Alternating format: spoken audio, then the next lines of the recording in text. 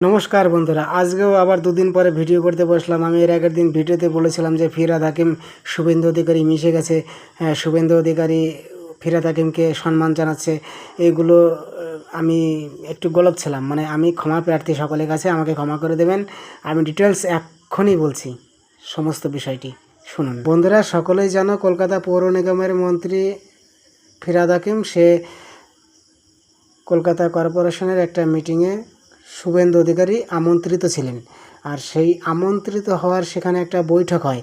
আর সেই বৈঠকের পর থেকে বিরোধী যারা আছে তারা নানান ধরনের নানান মানুষকে ছড়াচ্ছে, উল্টাপাল্টা ছড়াচ্ছে যে ফিরহাদ হাকিম নাকি আবার বিজেপিতে যোগ দিয়েছে, বিজেপিকে ফিরহাদ হাকিম সম্মান জানাচ্ছে শুভেন্দু অধিকারী। এই সমস্ত কথাবার্তা একদম ফালতু, একদম উল্টোপাল্টা মানুষের মনের মধ্যে একটা গুজব ছড়ানোর চেষ্টা করছে। একটা কথা জিনিস মনে রাখবে, ফিরহাদ হাকিম কখনোই বিজেপিতে আসছে না, আর বিজেপিও ফিরহাদ হাকিমকে গ্রহণ করছে না। এইটাই সবসময় মনে রাখবে। সবসময় বিরোধীরা একটা জিনিস, মানে বিরোধীরা সবসময় বাংলার মানুষকে সবসময় একটা দুশ্চিন্তামূলক একটা চিন্তাভাবনায় রাখতে চায়। এই চিন্তাভাবনা নিয়েই বিরোধীরা এইসব কর্মকাণ্ড করে যাচ্ছে। কারণ আমরা সকলেই জানি, কারণ ফিরহাদ হাকিম ছিলেন একজন পাকিস্তানের জনক, পাকিস্তানের মানে কলকাতাকে পশ্চিমবঙ্গকে একটা মিনি পাকিস্তান করার একটা জনক। সেই ফিরহাদ হাকিমকে কখনো বিজেপি মেনে নেবে? কখনোই তার হাতে তাকে ভালোবেসে আদর করে গ্রহণ করবে? কখনোই না বন্ধু। সেই জন্য আমি বলছি এইসব উল্টোপাল্টা একদম বিরোধীরা ছড়াচ্ছে। আর কখনোই এই বিরোধীদের কথায় কান দেবেন না, বিরোধীদের কথায় কোনো গা মাখাবেন না।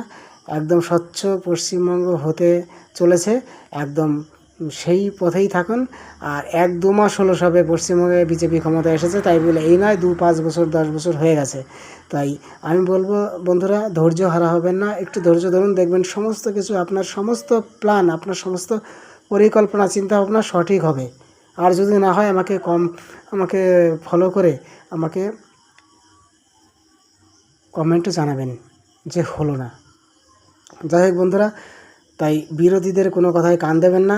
সোশ্যাল মিডিয়ায় যারা আমার মতো ভিডিও করে সকলকে বলছেন, তাই সকল সোশ্যাল মিডিয়ার কন্টেন্টদের বলছি, অবশ্যই একটু চিন্তা ভাবনা করে সকলকে তার মনের বার্তাগুলো সকলকে পৌঁছাবেন।